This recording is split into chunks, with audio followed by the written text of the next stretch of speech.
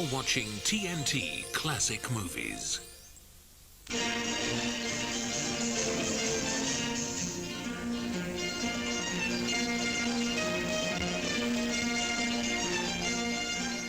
is Orson Welles behind the camera.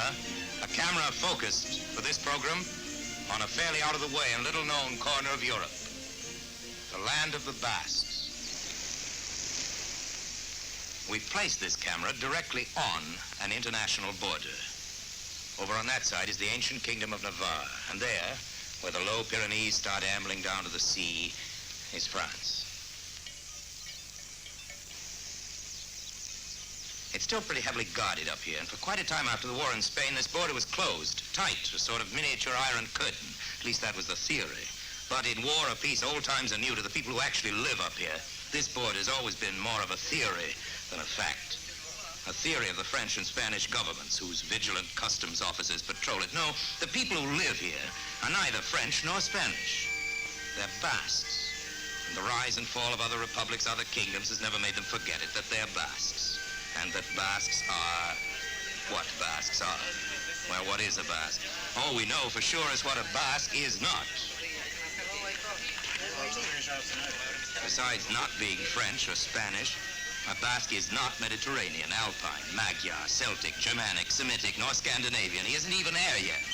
Nobody knows who his ancestors were. According to him, Adam and Eve were pure Basque.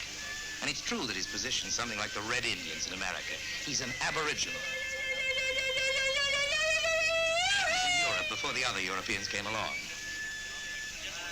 To this day, he speaks his own weird language, a tongue no expert has ever been able to trace. Over there, in General Franco's half of the Basque country, this language is quite literally against the law.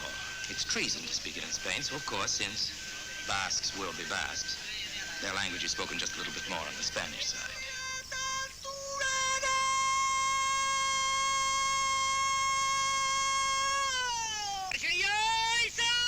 What we're hearing now isn't part of some Basque conversation.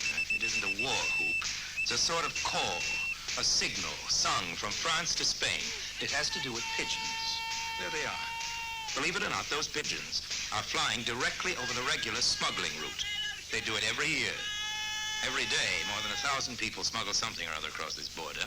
I don't know how many pigeons there are up there, but I can assure you that smuggling is the biggest industry in these parts, except during the pigeon season.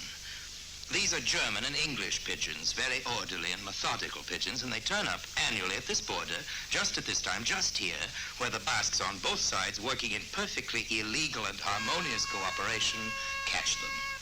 Catch is the right word, too, because here pigeons aren't shot at.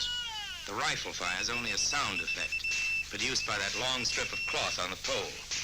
This saves ammunition and persuades the impressionable German pigeon that he is being shot at. Those wooden discs, suggesting at the same time that he's being chivied by hawks.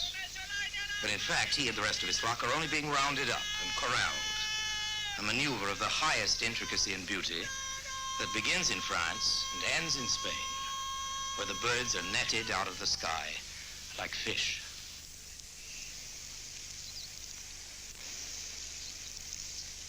That's a Basque invention.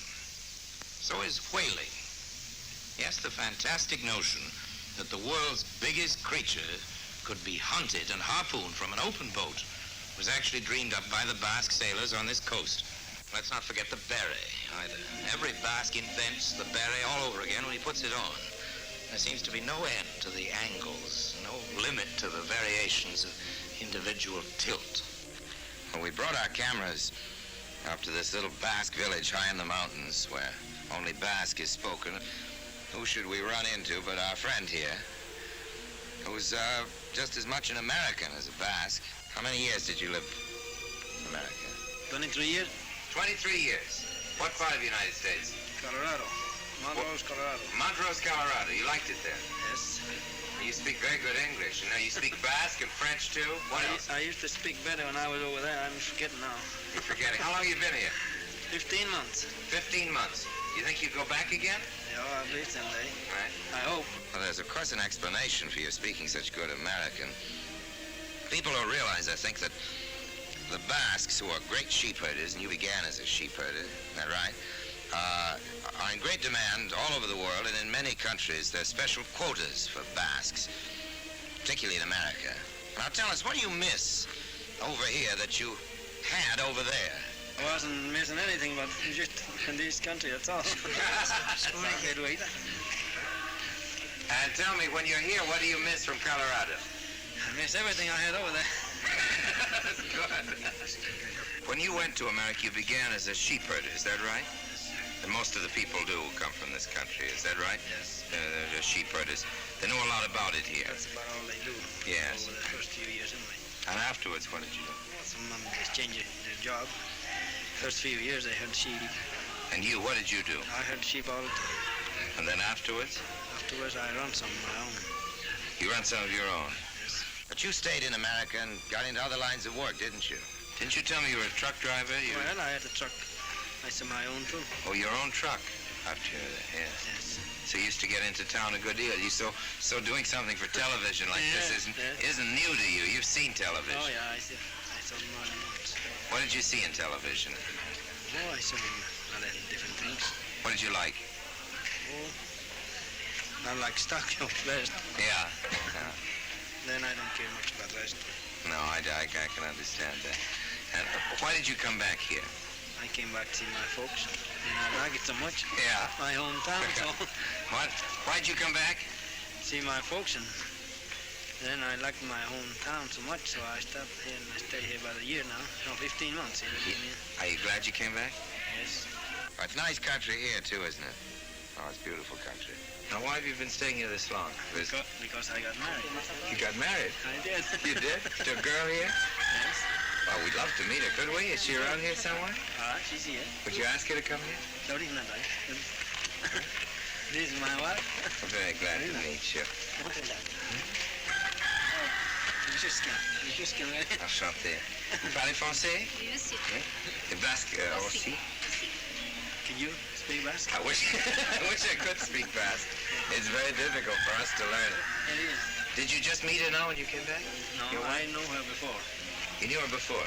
Yes, I did. You mean all those years before you came? But I was here 2 years ago, so I know her and went back and came back 10 months ago. Maybe that's why you came back, is it? Yes, I did. Is it? Part of it. That's part of it, is it? Part of it. Are you going to bring her to America if you go back again? Someday. Yeah. Ask her if she'd like to come to America. would you? I'm not going to do anything about it. What? He says yes. She says yes. Presentar. That's yes in Basque? That's it. Is that what it means? All right.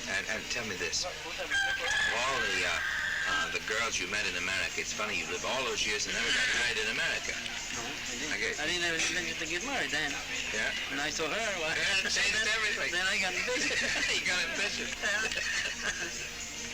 Would she like to go to America because she'd like to be with you or because she's curious to see what it's like? Oh, she likes to see the country. But then you'll come back here and stay, won't she? Is she from the village here, from the town? Yeah, right at these houses. This house, right next to us? This house. It's very nice. That's where we live. Good for you, and so nice. Enchanté. Before another year, I'll be back probably over there. Good. You will? I think so. You be in Colorado? I'll be back in Colorado for another year. Well, good enough. Well, I hope. I might meet you over there. Good enough. Bye-bye.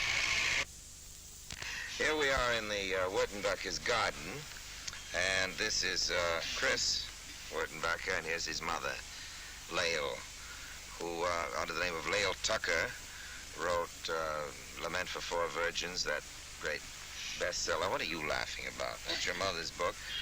And Festival, wasn't that the last, Lael? That was the last That's one. right. Well, Chris. Yeah. You're practically a Basque, aren't you? Well, nearly. Nearly. How long have you been here in the Basque country? 7 years. 7 years. But you have been to school in America, haven't you, Yes. for a while, so you can tell the difference between a Basque school and, Yeah. and an American one. Which do you prefer? Going to school in France or in In America. Why, because you learn more?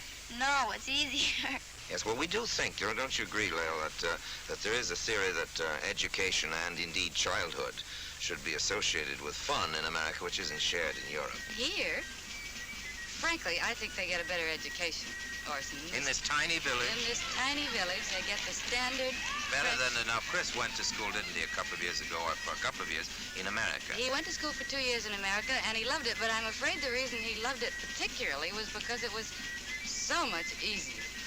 When we came back here, he had to go back. And every child is required to meet certain standards before he goes Which are on much to higher grade standards than ours at home. Which are much higher in almost all fields. In education. In education. Yes.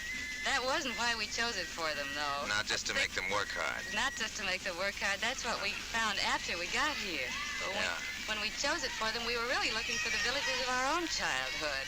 Really, what is it you're gaining in this very far away little corner of the earth?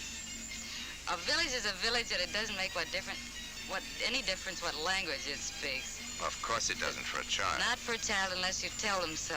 Yes. And here in Seabour, and probably places at home, but here in Seabour where we've been able to live and to work ourselves, children walk out of their houses in the morning, kings of their kingdom, free of the streets. They come home when they're hungry or when they fall down. They know everybody in town. They have that sense of independence, and the Bascs are independent people too. Indeed they are. Here in Seabour, the children are living without mechanical aids to amusement. No, that's very important. Without mechanical aids to amusement. I think that I'm not going to make a speech against the machine age, but an aid to amusement, it seems to me to be at the center of a great part of the moral crisis that we're faced with all over the world now. I don't think we need aids to amusement. I think we have to amuse ourselves. And we are in trouble, bad trouble, I think, when all we have to do is turn a button and have somebody doing something for us on a screen or through a loudspeaker. And kids here don't have all of that.